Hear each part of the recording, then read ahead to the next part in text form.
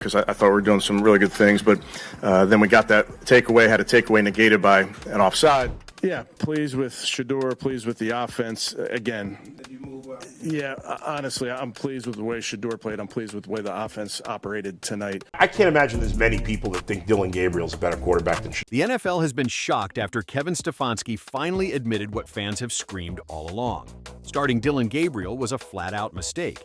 In a stunning turn, the Browns head coach publicly signaled that Gabriel's disastrous outing has shattered his trust, and all eyes now shift to Shedeur Sanders, the rookie many believe should already be leading this team. But I do view him as somebody who could position himself to be that QB2. And if he's not in that position, but he's playing well, we know that the reason that would be the case is because they don't want people clamoring for Shedeur Sanders prematurely. Kevin Stefanski has finally given up. Kevin Stefanski didn't tiptoe around it. He dropped the hammer.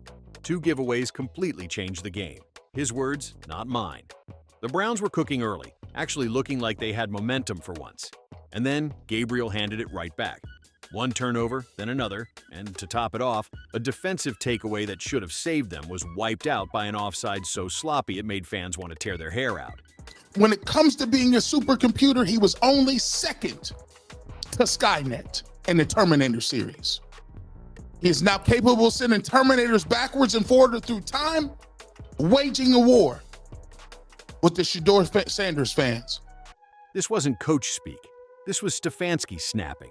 He wasn't hiding behind cliches. He wasn't protecting his guy. He was flat out calling out the quarterback.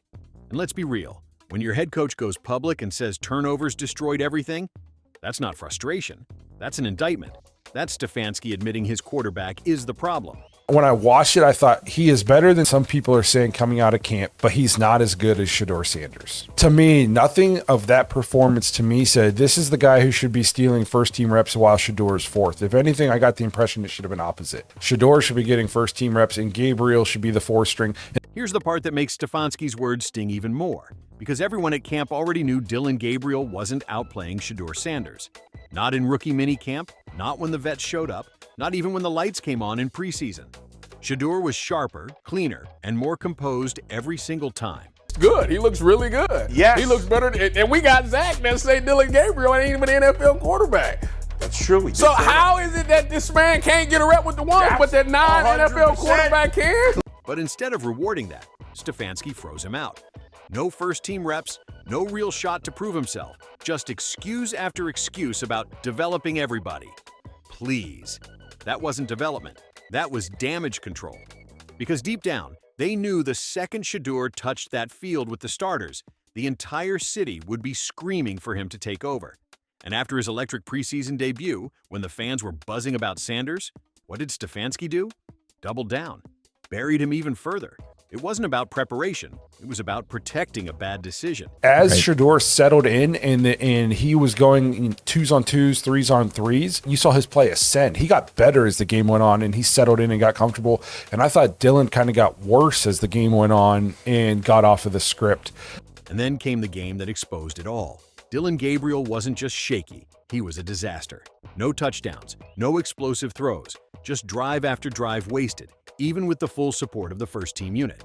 Every mistake drained the energy out of the stadium until it felt like the Browns were playing for the other side. Very good so far.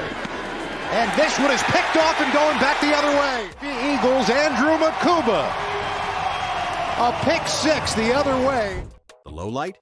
Easy. The pick six. Eagles defender Andrew Makuba read him like a children's book, snatched it clean, and strolled into the end zone while Cleveland's rhythm flatlined on the spot. That wasn't just a turnover, that was the dagger. Think about it. Gabriel was supposed to be the steady hand, the safe option. Instead, he turned into the liability that killed momentum, killed confidence, and nearly killed the locker room's belief in their own offense. All you in this room are entertainers, and you have a job to do, and I respect it, right? And I'm a competitor, so I have a job to do as well. Now here's where it went from bad to worse. After a meltdown like that, you'd expect a little humility, maybe even accountability. But Dillon Gabriel? He strutted out like he'd done nothing wrong. And then came the line that lit a fire under the entire fan base. calling Shedeur Sanders an entertainer instead of a competitor. There's entertainers and there's competitors, and I totally understand that, and my job is to compete, and that's what I'm focused on doing. Seriously? You throw away drives, gift wrap a pick six, and your takeaway is to take shots at the rookie breathing down your neck? That's not confidence, that's arrogance. And it backfired instantly. Analysts didn't hold back either. They torched Gabriel's comments as reckless and embarrassing, especially for a quarterback who'd been hyped up as some Skynet processor, supposedly built to slice through defenses with machine precision. Instead of proving it on the field, Gabriel sparked a feud with Shedeur's massive and loyal fan base. And let's just say, that's one war he's never going to win. And hey, if you believe Shedeur should already be QB1, smash that like button right now. And don't forget to subscribe, because this Browns quarterback saga is only getting crazier. Yeah, pleased with Shedeur, pleased with the offense. Again, not perfect, plenty that we can work on, but I thought the guys did a really nice job of Shedeur and operating, the guys making plays. So, again, a ton to teach off of. And here's the kicker. Even when Shedeur Sanders proved himself, Kevin Stefanski kept him buried. He told reporters he was pleased with Shedeur, plenty to work on, but still refused to give him first-team reps. Then came reports that Stefanski wasn't planning to factor Shedeur into the future at all. For fans, that was a gut punch. Their most promising rookie wasn't even in the conversation. Shedeur Sanders, according to the Cleveland Browns statement, has an oblique strain.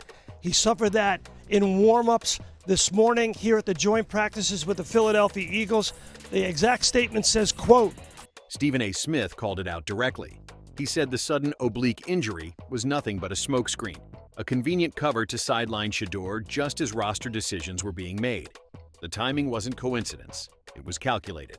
And no shade to Joe Flacco, of course, but he is 40 years old, so if there is an opportunity for him, he's definitely taken advantage of it. Then Joe Flacco, the Super Bowl vet with the driest delivery in football, he got asked about the rookie and shrugged. Yeah, he's got that look. Classic Flacco. You can't even tell if he's joking, but fans ran with it like gospel. And that's the point. When your defensive superstar and a Lombardi-winning vet are both giving the rookie a nod, that's not hype. That's credibility. That's the locker room telling you exactly where the momentum is heading. Then the depth chart chaos hit. Kenny Pickett goes down, Dylan Gabriel's banged up, Teddy Bridgewater isn't ready, and Joe Flacco, well, Joe Flacco's still 40. Suddenly, all roads pointed to one name, Shedeur Sanders. Unique opportunity, a few days ago of basically playing the whole game. He played the majority of the snaps. Right. And he really acquitted himself very well. And no shade to Joe Flacco, of course, but he is 40 years old. And let's be clear, this wasn't some master plan by Stefanski. This was survival. Somebody had to take the snaps, and Shedeur was the only one standing. That twist of fate handed him something he'd been denied all camp: first-team reps and the starting nod for the preseason opener against Carolina. In a city starved for quarterback hope, that announcement didn't just fill a lineup spot. It cracked the door wide open for a new era. We have a great feel for this young man. He's a very, very hard worker. He has fun when he's in the building. I'm enjoying watching him progress with every single meeting, with every single rep. He's doing a great job. The second the announcement hit, Cleveland lost its mind. Fans were dropping fire emojis, goat memes, and plastering Shedeur Sanders' name all over social media. Sanders' jerseys sold out, and what should have been a boring preseason warm-up suddenly had the energy of a playoff game. And the media? Oh, they flipped fast. Analysts who spent weeks saying he's not ready suddenly couldn't wait to watch him. Even people who don't care about the Browns were tuning in just to see if this kid was the real deal. This wasn't just a quarterback battle anymore. It was a full-on cultural moment. The Browns finally had buzz, and all of it was orbiting around Shedeur Sanders.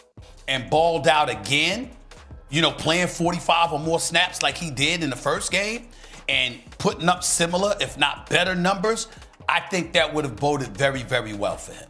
Put this in, 657 to 708 he shone for him. Then came kickoff, and Shedeur wasted zero time proving why the hype was real. First drive, he zips an 8-yard slant to Jimmy Horn Jr. like he'd been running the offense for years.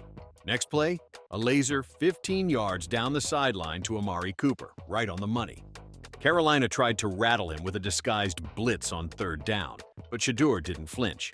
He slid in the pocket, reset, and dumped it off to his running back to move the chains.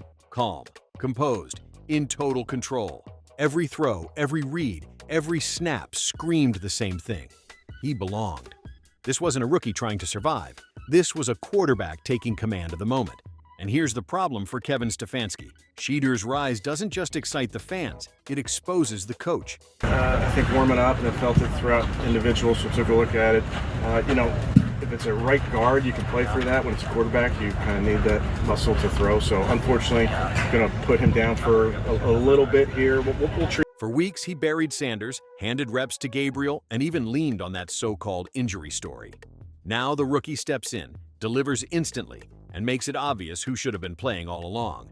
All the throws, I thought the velocity was really good. I thought he put the ball, again, on a rope on a couple of those throws, which is good to see. And you can see some of those throws on tape, and then you get to confirm it in person.